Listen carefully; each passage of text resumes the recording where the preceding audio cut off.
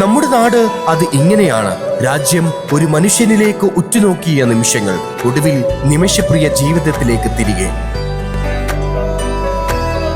ആപത്ഘട്ട സമയത്ത് അതിനോട് ചേർന്ന് നിന്നില്ലെങ്കിൽ, ഒരുപക്ഷെ പ്രതിസന്ധിയിലായവർക്ക് തണലായില്ലെങ്കിൽ, എന്തോ അത് തെറ്റായി കാണുന്നവർ, അതുതന്നെയാണ് ഇവിടെ ഇന്ന് കണ്ടത്.